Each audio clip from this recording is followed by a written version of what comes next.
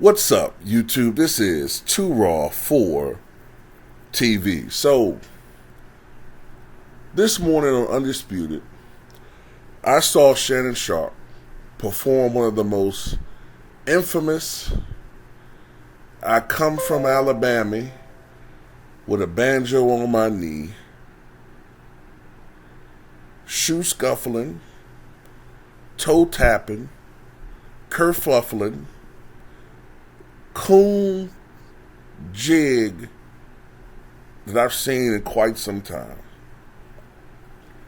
And, he attacked Kyrie from all typical coon attack points, whether it's, questioning his intelligence, which is something that is taboo, questioning his commitment, implying that he's lazy and not watching the material and proofreading it, and or watching the movie as far as the visual before promoting it. Just calling Kyrie Irving a nuisance and a distraction to the team. And, not just Shannon Sharpe. I've noticed today there's been a change in how they're covering him. It's starting to remind me of when he made his stance on the elixir. They're demonizing him. See, I keep it 100 with everybody, you know what I'm saying? I don't particularly care for Kyrie, but I don't like when I see bullshit. They are demonizing him. And, I'm just going to say this.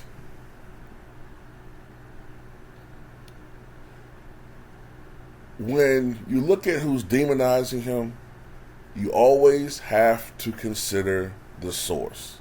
And when you do your research on the source, it all makes sense. It makes perfect sense.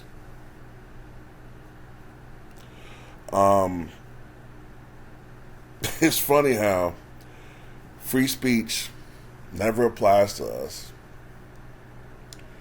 Other people get to dictate what is hate speech. Kyrie Irving has never indicated in his life, he's never given any indications that he is a bigoted individual. I've never seen that. I've never seen that. Is Kyrie a person who is a contrarian? Perhaps. Is he a person who questions things? Perhaps. But I didn't know that these are crimes. I didn't know that being a quote-unquote free thinker was a crime. But then when you look at the history of this country, they've never liked any of us to have any intellectual curiosity. They want all of us to be mindless slaves. And I'm not even talking from a racial standpoint. I'm talking about those who are in power, talking about everybody in this country. Those of us who are, make up the proletariat. Now, of course, Kyrie Irving isn't a member of the proletariat. He's I guess what you would call a standard elite. But I'm talking about the uber elites, those who really run shit. They want a guy like Kyrie to be a noble, the people who are the uber elite want people like Kyrie to be a noble gopher for them, to push their agendas, to promote things that they want promoted. But when a guy like Kyrie tries to buck the system, they will try to do everything in their power to destroy you.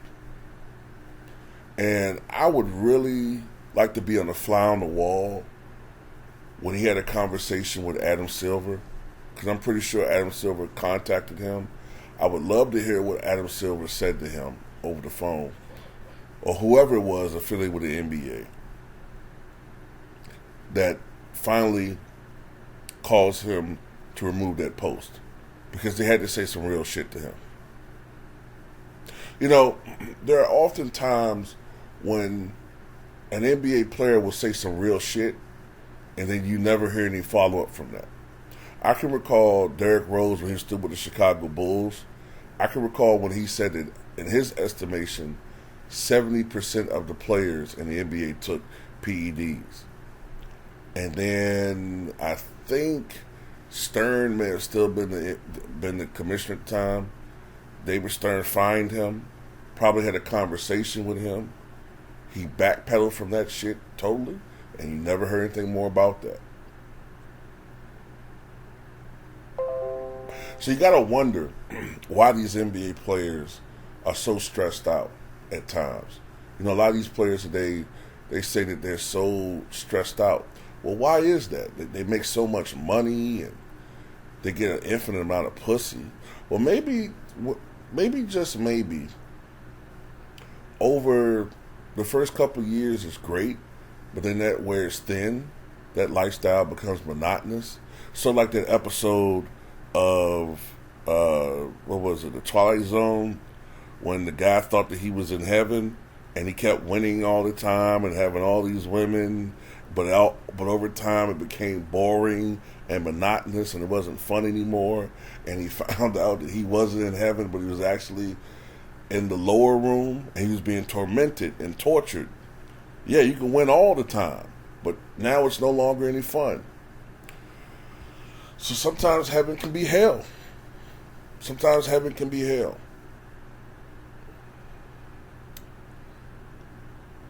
So you do wonder what these players go through.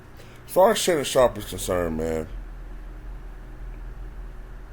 unfortunately, he's doing his job. He's doing his job. People like Shannon Sharpe typically start off trying to win a fan base. And normally what they do is a guy like Shannon Sharpe will try to win over a loyal fan base. And we are some of the most loyal people that you're going to find. And initially Shannon Sharpe spoke out about stuff that we felt a certain way about. But then you start noticing, as we did with Stephen A. Smith and countless others, and there are going to be people in the future they're going to follow the same path. Once they secure that bag, which is pretty much when I probably would assume that Shannon Sharpe started changing his tune a little bit. Once they secure that bag, well, then they start talking a different tune. Well, you know, look, my granddaddy told me that you got to stand up straight, tuck your lips in, and comb your hair back straight, and be more like white folks. My grandpappy was a granddaddy, and grandpappy was smart people. You know, I had Indian in my family, Skip. I'm not fully black, Skip. So that's all I gotta say, man. It's just I just feel for Kyrie right now, man. They're gonna be on his ass, and I just hope it don't get too bad. But tell me what you guys think.